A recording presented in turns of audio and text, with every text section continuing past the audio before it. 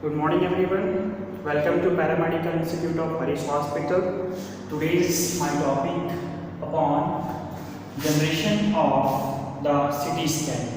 इससे पहले हमने first generation of CT scan, second generation of CT scan, third generation of CT scan and the fourth generation of CT scan के बारे में हम discuss कर चुके हैं. आज हम डिस्कस करने वाले हैं fifth generation of CT scan के बारे में. तो फिफ्थ जनरेशन जो CT स्कैन है, इसमें जो जनरेशन जो चेंज हुआ, तो क्या मॉडिफिकेशन हुआ था कि वो फिफ्थ जनरेशन है ना, उसमें नाम दिया गया. और फिफ्थ जनरेशन में सब क्या चीज़ है, ठीक है. तो देखिए फर्स्ट फिफ्थ जनरेशन में आपका जो एक्सरे ट्यूब था, दिस इज द गैंट्री. इस गैंट्री में आपका क्या था, assembling of X-ray tube, assembling of detector and the assembling of, this is the X-ray tube and this is the detector and this side is the generator. ठीक है. तो ये assembling of क्या था, X-ray tube, detector and the generators जो है, ये आपका मूविंग बेस पे था, रोटेटरी एंड रोटेटरी और रोटेशनरी एंड आपका ट्रांसलेट था. But in case of fifth generation जो आपका ट्यूब और डिटेक्टर जो है वो स्टेशनरी और स्टेशनरी सिस्टम पर ही आपका स्टेबल रहेगा. ठीक है, दोनों स्टेशनरी फॉर्म पर होगा. देखिए फिर उसके बाद जो है इस स्पेशली इस आपके जो फिफ्थ जनरेशन के जो इन्वेंट किया गया था CT स्कैन, इस जनरेशन में आपको स्पेशली जो है इसको डिजाइन किया गया इसके लिए, कार्डियक टोमोग्राफी इमेजेस के लिए इसको, ठीक है ना, इन्वेंट किया गया जनरेशन में, इस जनरेशन में. एंड उसके बाद में जो आपका पहले जो थर्ड जनरेशन या फोर्थ जनरेशन की अगर हम बात करें, तो जो आपका गैंट्री था, उस गैंट्री में क्या होता था, x-ray tube that was conventional x-ray tube that is using. ठीक है. But in case of fifth generation जो आपका जो यहाँ पर सिस्टम में कि कन्वेंशनल जो आपका जो ट्यूब है वो इस्तेमाल नहीं हो रहा है. It means no conventional tube use in fifth generation. तो इसी की जगह में इंस्टेड ऑफ दैट इसकी जगह क्या इस्तेमाल कर रहे हैं यहाँ पर, a large arm of tungsten जो कि 210 डिग्री पर इंसर्कल होता है. इसके इंसर्कल होगा पेशेंट के. ठीक है ना. तो इंसर्कल किसके होगा, पेशेंट के. एंड पेशेंट जो होगा वो लाइट होगा, लेटा हुआ होगा. Suppose patient is light this side, तो आर्क जो होगा this will be in opposite side. तो 210 डिग्री जो है आपका क्या होगा, टंगस्टन का लार्ज आर्क होता है. ठीक है ना. इसमें आपका इलेक्ट्रॉन गन जो है क्या होगा, इलेक्ट्रॉन गन यूज करते हैं हम ताकि वो डिफ्लेक्ट हो सके. किसमें, डिफ्लेक्ट होकर के पेशेंट को पेनिट्रेट करेगा. It means production of x-rays and that will be captured by the arc, जो कि टंगस्टन का जो आर्क बना हुआ है वहां पर ये क्या होगा, डिटेक्ट होगा. ठीक है. तो जो फोकस करते हैं हम, अगर फोकस करते हैं fast moving electrons beam along the tungsten target in the Gentry. अगर हम डायग्रामेटिकली अगर इसको थोड़ा सा समझने की अगर हम कोशिश करें, तो ये देखिए इसमें क्या होगा कि हमने इसमें क्या कह रहा है कि लार्ज, ठीक है ना, टंगस्टन आर्क जो है इसमें से बना हुआ है लार्ज, दिस इज रिंग. ठीक है ना. एंड विच हैज, ये कह लीजिए आपका क्या हुआ, रिंग हुआ. और इस रिंग में दिस इज द पोर्शंस जहां पर आपका रेडिएशन क्या रहा है, निकल रहा है आपका. एंड दिस इज, तो क्या होगा, हियर इज, ठीक है ना, दिस इज द टारगेट. ठीक है. और ये जो आपका जो है 210 डिग्री पर जो आपका क्या है, tungsten, this is the tungsten. ठीक है. तो ये जो आपके 210 डिग्री पर क्या होगा, आपका टंगस्टन होगा, that will be opposite inside of इसकी पेशेंट. तो this is the table, inside of that ये हो गया आपका टेबल्स. इस तरीके से. तो ये आपका यहाँ हमने लगा दिया पेशेंट को. तो यहाँ पेशेंट अगर लेटा हुआ है सपोज, अब तो ये क्या होगा, दिस इज द क्या हुआ, इलेक्ट्रॉन बीम गन, जो कि आपका क्या कर रहा है, इट्स कहाँ पर आकर के, दिस इज द क्या है, गैंट्री. इस गैंट्री में कन्वेंशनल जो एक्सरे ट्यूब है वो यहाँ इस्तेमाल नहीं करते, उसकी जगह क्या इस्तेमाल कर रहे हैं, large arc of tungsten, large arc of tungsten. देखिए ये टंगस्टन जो है वो आर्क है तो 210 डिग्री पर, एंड इस जो आपका जो इलेक्ट्रॉन गन है दैट विल क्या होगा, डिफ्लेक्ट होगा, और डिफ्लेक्ट होने के बाद में पेशेंट को पेनिट्रेट करके पेशेंट से ट्रांसमिट होगा, आपका क्या चीज ट्रांसमिट हो रहा है, एक्सरे ट्रांसमिट होगा, and after transmitting the x-ray transmit होने के बाद ये कहाँ चला जाएगा, आपके जो टंगस्टन के आर्क है वहां पर ये क्या हो जाएगा, डिटेक्ट हो जाएगा। It means the tungsten is working as a detector.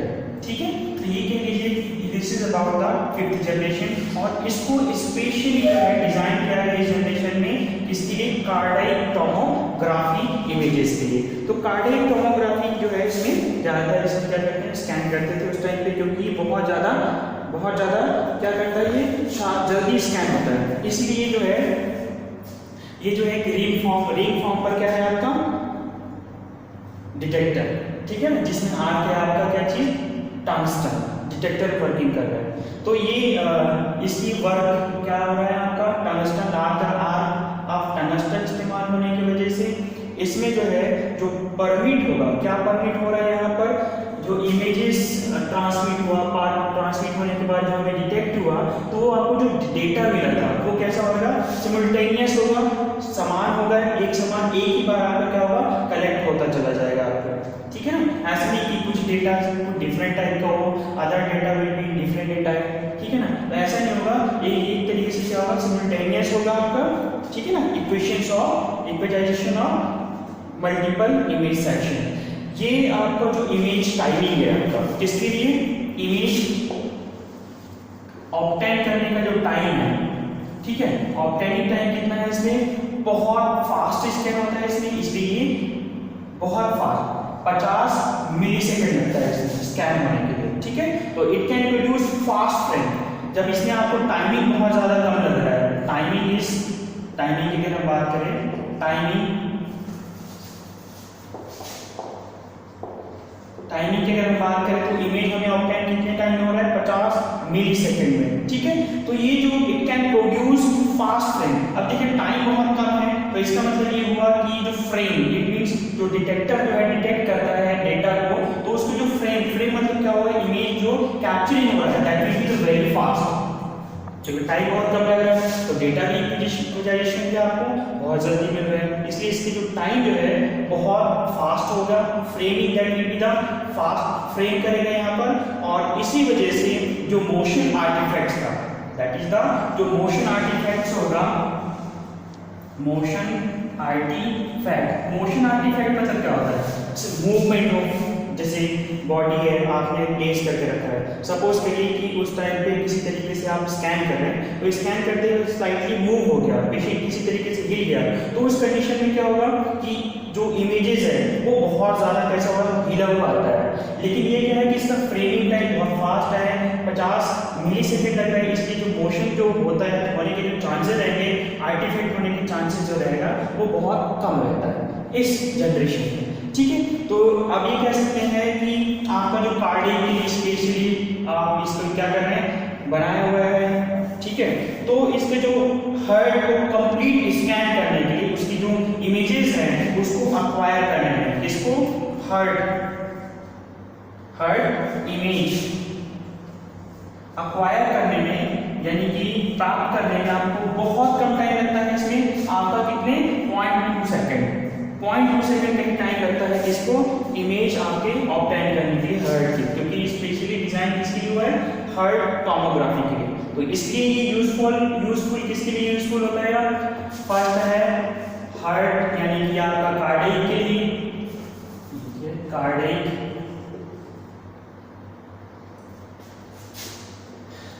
Scan. ठीक है,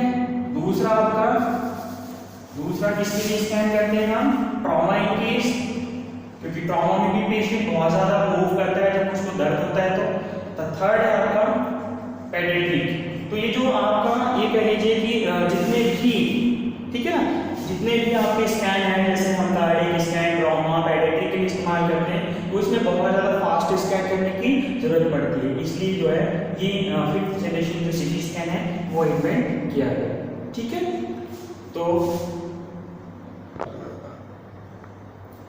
ठीक है, अब हम बात करते हैं 6th जनरेशन सिटी स्कैन के बारे में। इससे पहले हमने 5th जनरेशन के बारे में डिस्कस किए, अब हम बात करते हैं फिर 6th जनरेशन के बारे में। 6th जनरेशन जो आपका जो सिटी स्कैन है, वो सिटी स्कैन जो है इसमें आपका क्या है, 3rd जनरेशन में आपका 3rd जनरेशन को मिलाया, 4th जनरेशन में जो आपके जो चेंजेस थे उसको ऐड किया, और उसके बाद slip ring technology, slip ring technology use किया, और and also the helical motion in 3rd 4th generation, plus करो इसको 3rd generation 4th generation, slip ring technology और हेलिकल आपका मोशन, ये आपका चारों मिला करके क्या हुआ, 6th जनरेशन का इन्वेंशन हुआ।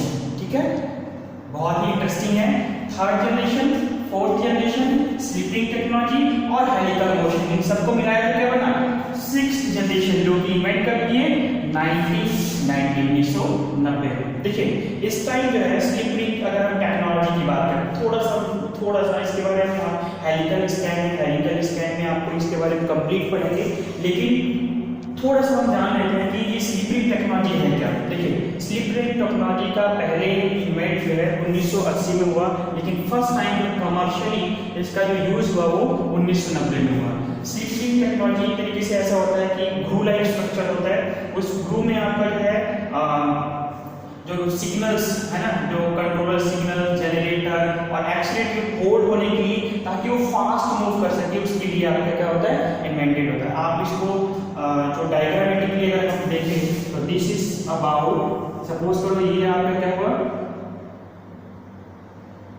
गैंट्री हुआ, तो इस गैंट्री में इन फ्रंट एंड साइड इस तरीके से आपका क्या हुआ, स्लिप रिंग टेक्नोलॉजी के लिए इस तरीके से इसमें क्या होता है, ग्रूव्स बने हुए होते हैं। ठीक है ना, और ये क्या लगा होता है आपके गैंट्री में, तो ये फास्टर स्कैन के लिए जो है इसका इस्तेमाल करते हैं। तो इस तरीके से क्या होगा कि स्लिप रिंग जो है एक सर्कुलर कांटेक्ट है, इसी से सर्कुलर कांटेक्ट है ये, इस सर्कुलर कांटेक्ट क्या होगा, विद स्लाइडिंग होगा, फिसलता है ना, स्लाइडिंग प्रोसेस होगा यहाँ पर कॉन्टिन्यूसली, जिससे क्या होगा ये रोटेट भी करेगी। ठीक है, लेकिन यहाँ पर क्या हुआ कि जो स्लिप रिंग है सर्कुलर कांटेक्ट है, दिस इज सर्कुलर कांटेक्ट, और इसमें स्लाइडिंग ब्रशेस होगा। ठीक है, और यही जो है अलाउ करता है गैंट्री की रोटेशन को कॉन्टिन्यूसली, क्या रोटेट करेगा, तो circular contact, that is the first one, और आपके स्लाइडिंग ब्रशेस, और इन दोनों की वजह से आपका स्लिप रिंग टेक्नोलॉजी जो है वो गैंट्री आपका क्या कर रहा है, रोटेट कर रहा है कॉन्टिन्यूसली, लगातार।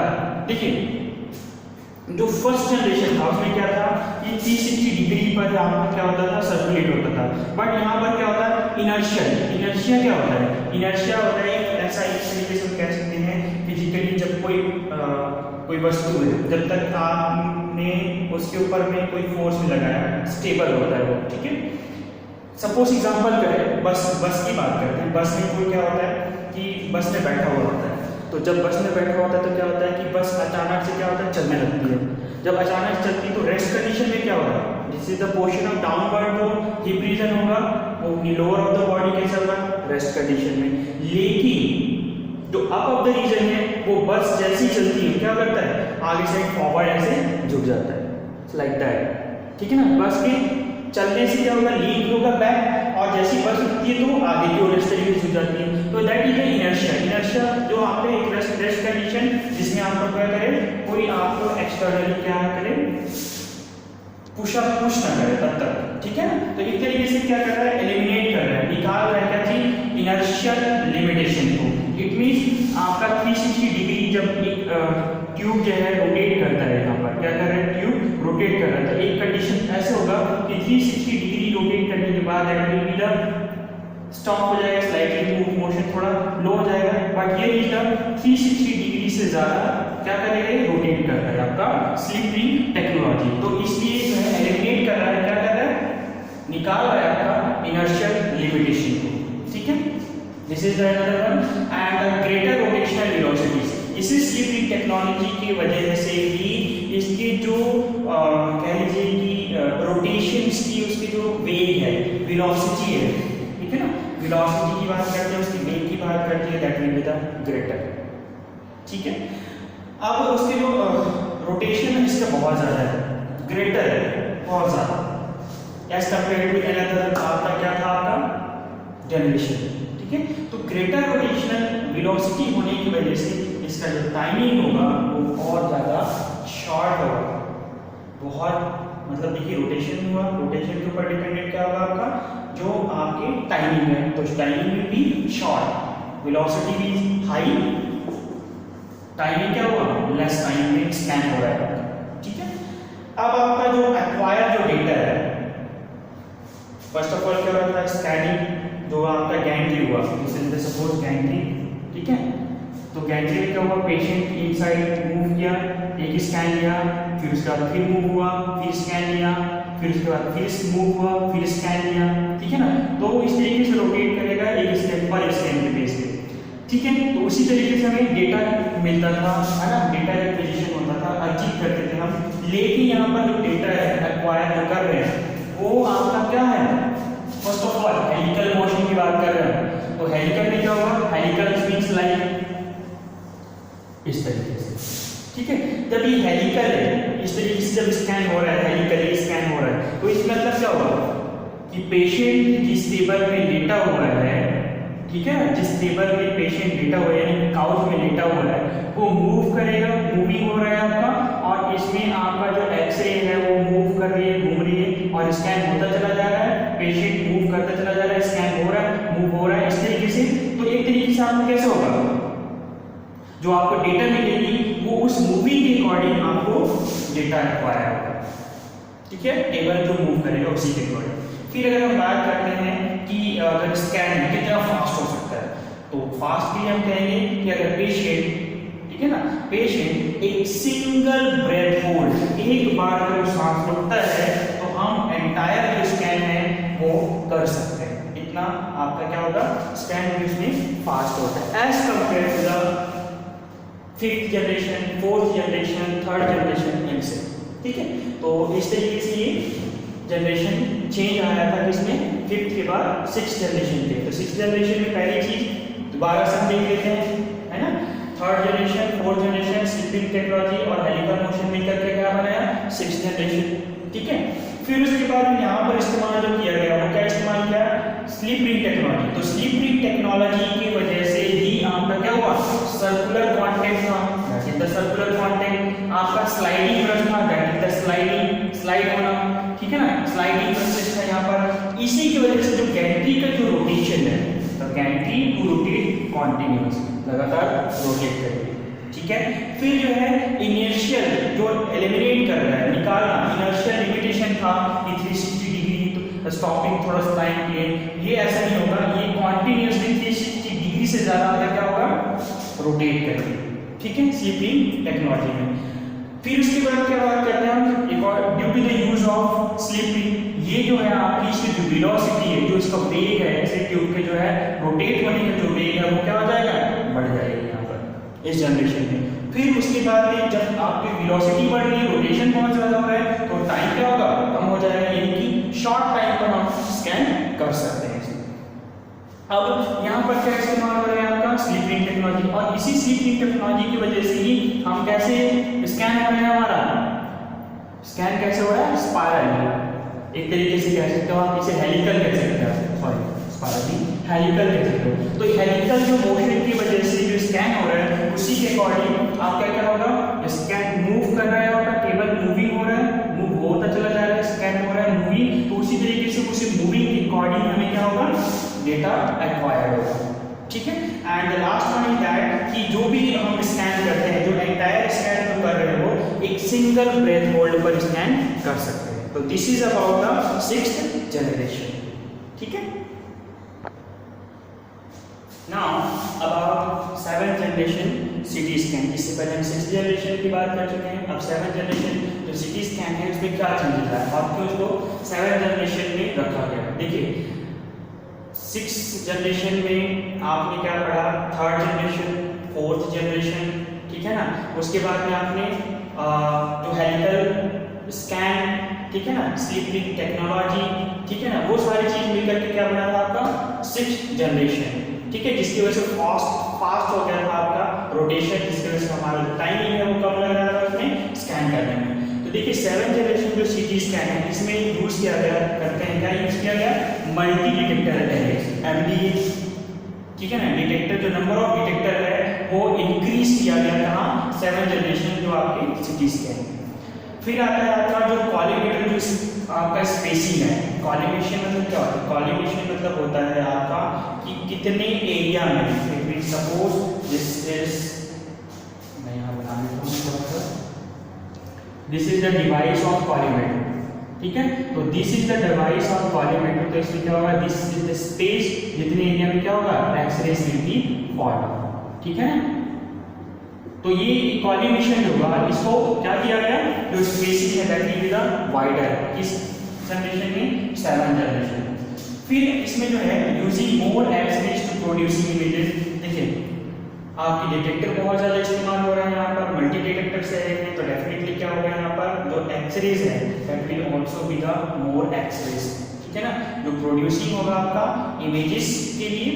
और आपकी ओपनिंग अप, सपोज जैसे एक्स-रेज हम करते हैं, स्कैन करते हैं, सीटी स्कैन करते हैं, तो उस कंडीशन में क्या होगा, स्कैन फॉलो होगा, एक्स-रेज इमिशन स्टार्ट होता है, तो इमिशन स्टार्ट होगा तो क्या होगा, कॉलिमेटर विल बी ओपन, ठीक है ना, that is the collimation, collimation is close, collimation will be open, तो वाइडर कॉलिमेशन रखा गया है यहाँ पर। तो इस तरीके से जैसे यहाँ पर क्या हुआ, कॉलिमेशन क्या हुआ, opening of the collimation, single array scanner, एक आपका नीचे हुआ क्या हुआ, सिंगल एरे स्कैनर था, और ठीक है ना, एक सिंगल एरे स्कैनर की बात कर रहे हैं, तो उसमें क्या होगा, इंक्रीज स्लाइस थिकनेस।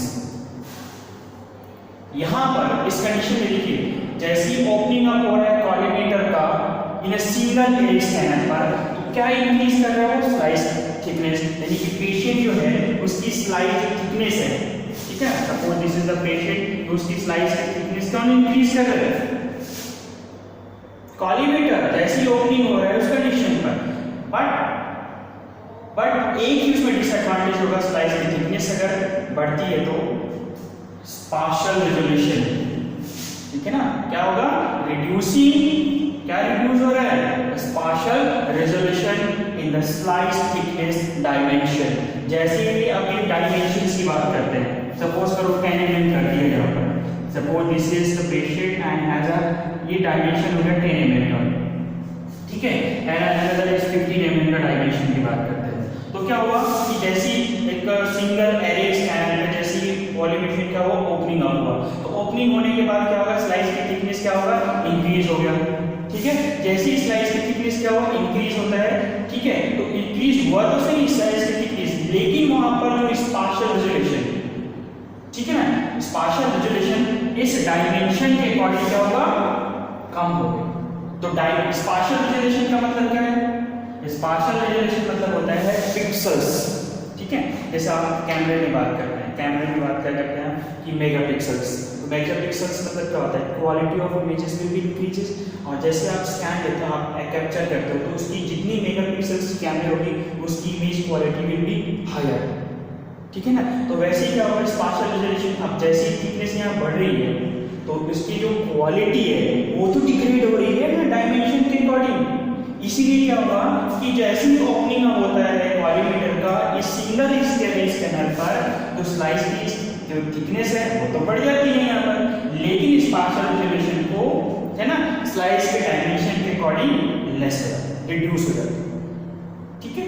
इसीलिए हैंस जो स्लाइस थिकनेस है, ठीक है ना, वो कंट्रोल जो है डिटेक्टर के द्वारा करवाया जाता है, डिटेक्टर की साइज के अकॉर्डिंग। तो the slice thickness is controlled by detector, not by collimators, ठीक है। तो ये समझ आया।